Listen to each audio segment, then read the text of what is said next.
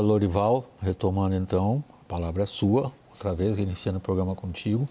No caso, a pergunta que ficou parada no ar no primeiro segmento, ao final do primeiro segmento, foi quais são as chances de êxito do governo brasileiro nessa proposta de obter financiamento via fundo de investimento na floresta?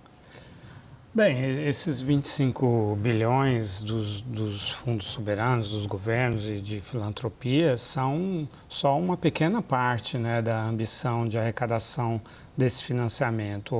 O valor almejado é 125 bilhões de dólares, dos quais 100 bilhões da iniciativa privada por meio de um sistema de endowment que acabaria, a pretensão é que ele gere papéis, títulos que se valorizem, né, que rendam juros para os detentores desses papéis. Então, é nesse sentido que é uma lógica capitalista, né, uma tentativa de sair exatamente dessa armadilha aí de buscar dinheiro de fontes públicas, né? Falava-se e fala-se ainda até aqui na necessidade de 1 trilhão e 300 bilhões de dólares de financiamento climático. Isso ainda está sobre a mesa, naturalmente, por ano, esse valor. No momento em que os países da Europa precisam elevar de forma substancial, multiplicar, em alguns casos por 2, 3 vezes, os seus gastos com defesa, né? Por causa das dinâmicas dentro da OTAN, da invasão russa da Ucrânia, enfim, não há um ambiente para isso. Existem os grupos conservadores, nacional-populistas, que são fortes, né, em toda a Europa. Há eleições nos próximos anos e governos que sejam vistos destinando recursos para as questões climáticas vão ser trucidados, né, por essas correntes políticas conservadoras que, em geral, são climaticamente negacionistas. Então, é nesse sentido que é necessário buscar alternativas criativas que façam sentido e que envolvam a iniciativa privada de forma muito mais substancial. No caso do agronegócio, por exemplo, acho que está caindo a ficha, né, do pessoal do agro de que as mudanças climáticas estão levando a uma escassez de água e que sem água o agro não produz, não existe, né? Mas a mesma coisa acontece com outros segmentos, outros setores da economia. Então, é uma tentativa de, como foi dito, botar preço na floresta e trazer a lógica capitalista. A gente vive num mundo capitalista, do qual a China, inclusive, não está excluída. Pelo contrário, a China é o maior dragão aí do capitalismo. Então, cada um precisa assumir os seus compromissos com base nos seus interesses, no sentido assim, não, eu vou ter esses títulos, eles vão se valorizar, se houver uma movimentação mundial, isso pode até mesmo ser lucrativo e gerar um monte de marketing, de responsabilidade corporativa, ambiental e tal, e isso pode gerar valor. Márcio, em outras ocasiões semelhantes, em conferências da ONU de grande porte, como são as COPs, muitas vezes o sucesso ou o fracasso acabou sendo medido na capacidade maior ou menor dos países de estabelecerem entre si compromissos viáveis. Nenhum deles foi mantido até hoje. A COP30 aprendeu isso, e aí a minha pergunta é a seguinte a você. O que seria a medida de sucesso dela, independentemente do fundo da floresta? Olha, eu acho que a gente tem uma medida de sucesso bem clara na própria declaração do presidente Lula, quando ele diz: nós precisamos desenhar um mapa do caminho para terminar com o desmatamento e para terminar com a dependência de combustíveis fósseis. Esse é o X da questão. Nós temos muito pouco para negociar nessas conferências ainda. As negociações estão feitas, né? Nós precisamos agora implementar. Foi o que o secretário-geral da ONU repetiu por 3 vezes no final do discurso dele. Implementação, implementação, implementação. Essa implementação se dá por esse desenho do mapa, é a rota, né? Quem faz o quê, quando, quem começa primeiro, qual é o investimento, qual é a linha do tempo e quais são os objetivos a serem atingidos. Nós não temos isso para o principal problema da mudança do clima, que é o uso dos combustíveis fósseis. Então, eu acho que a conferência no Brasil ela vai ser muito medida por quanto essas palavras vão lá no fim da COP virar compromissos reais entre os países. E lembrando sempre, Vac, que a COP, que acontece, que são 2 semanas, né, e acontece todos os anos, é realmente um momento muito importante, quando todo mundo se reúne. Mas mais importante do que essas 2 semanas são as outras 50 semanas do ano que eles não estão na conferência e que tem que implementar o que eles conversaram aqui, o que prometeram, né, os acordos que fizeram. É nessas 50 semanas que a gente vai, de fato, dar as respostas na prática para as secas, para os furacões, para as enchentes, para que, se a gente não consegue evitar, a gente pelo menos não piore a situação do jeito que está e tenha medidas de adaptação também. Então, é fazer os acordos aqui. Este foi um pedido do presidente Lula. Inclusive, ele disse, nós precisamos.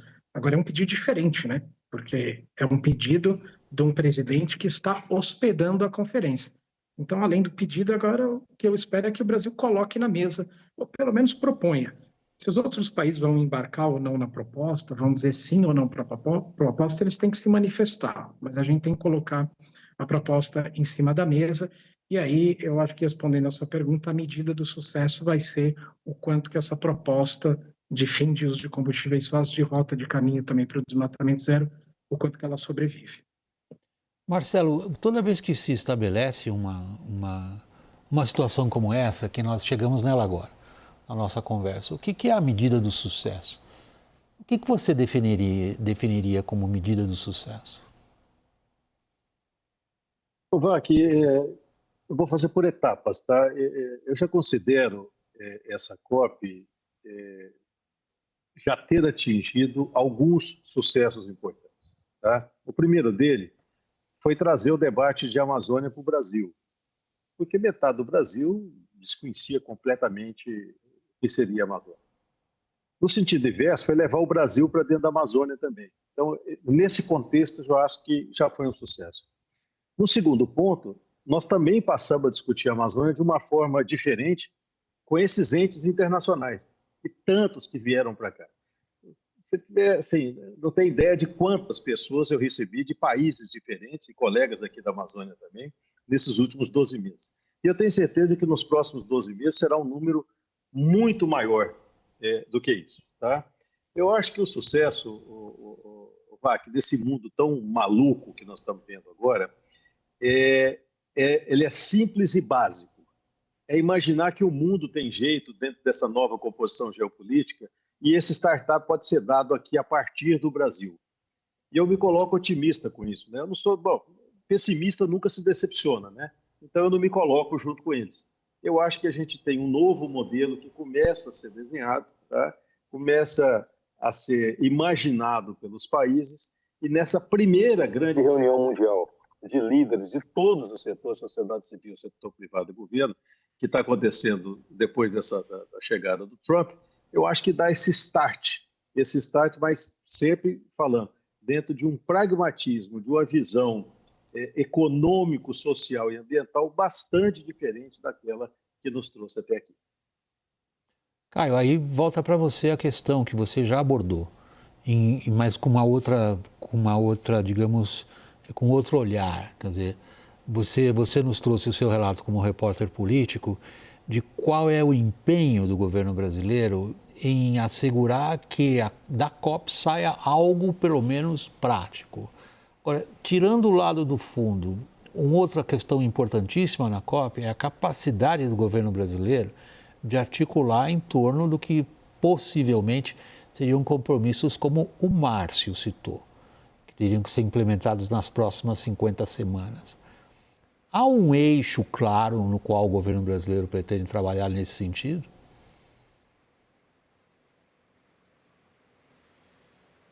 William, a minha percepção é de que o tema de combustível fóssil, a despeito do presidente Lula ter citado hoje no discurso, ele cita porque tinha que citar, porque é uma questão premente, é uma questão necessária nesse tipo de fórum, né?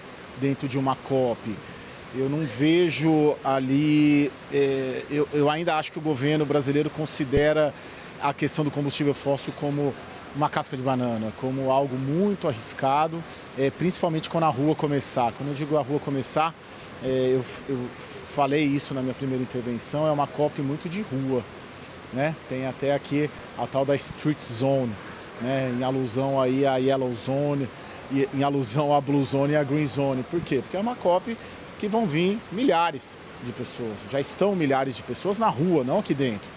Né? Então o governo e vem sendo criticado pelos movimentos brasileiros, inclusive movimentos próximos à ministra Marina Silva, próximos ao PT, próximos ao presidente Lula, entendendo ser essa uma grande contradição e de fato de defender num discurso fim do combustível fóssil, transição para o fim do combustível fóssil, estando perfurando na Amazônia Azul, né? Ali no litoral do Amapá. Eu não vejo, acho que o discurso do presidente Lula nesse sentido é pro forma, porque precisa falar sobre isso, mas acho que ali ele vai desviar um pouco, principalmente onde eu observo um ponto que o governo deve tratar, a diplomacia brasileira e a presidência brasileira da COP deve tratar, em metas nas NDCs um pouco mais robustas, né? As NDCs, né, que são as metas de redução de emissões, elas ficaram muito aquém, né? A exceção da brasileira, que ela foi muito elogiada, mas no geral elas estão muito aquém do necessário e do que se esperava. Então acho que esse debate é um pouco mais confortável para o governo brasileiro entrar e se chegar no final da COP, talvez com uma expectativa de uma redução das NDCs, talvez com algum debate um pouco mais claro de que o que foi apresentado não é o suficiente, acho que para aí pode sair uma taxa de sucesso também para a diplomacia brasileira e para a presidência da COP, que é brasileira. Ainda tenho 2 minutos, a chamada grade de televisão, a maldita grade de televisão, como eu digo. 2 minutos para você nos trazer a sua ideia do que é a projeção em termos de articulação diplomática internacional que o Brasil está conseguindo ou não na COP30. Bem, acho que o momento é ingrato, né? Existem outras prioridades de players importantes, como a União Europeia, a China e os Estados Unidos, né? Que ao lado da Índia e da Rússia são então os maiores poluidores, né? Os Estados Unidos e a China estão numa disputa por hegemonia que passa fortemente pela disponibilidade de energia. Hoje, o Jensen Huang, que é o CEO da NVIDIA, no Financial Times, numa entrevista ao Financial Times, disse: a China vai ultrapassar os Estados Unidos em inteligência artificial. Ele está bravo com os Estados Unidos, com o Trump, porque ele não reduziu, ele manteve as restrições dos chips da NVIDIA mais sofisticados para a China na negociação comercial, mas também ele fala da questão da disponibilidade de energia, que na China é grátis para os data centers de inteligência artificial, e nos Estados Unidos, segundo ele, é muito caro. E aí eles vão recorrer a todas as fontes de energia para estar nessa disputa, né?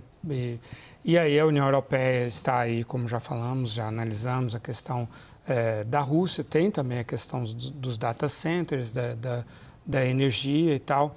Então, é uma transição energética que está em curso, está acontecendo. Eu concordo, a energia renovável ela se torna cada vez mais competitiva, mais barata, mas diante da sede de energia do mundo, não é o momento de abdicar dos combustíveis fósseis. Mas, dito tudo isso, há cada vez mais uma conscientização de que a mudança climática é uma ameaça existencial e há, sim, uma mobilização do mundo para esse desafio.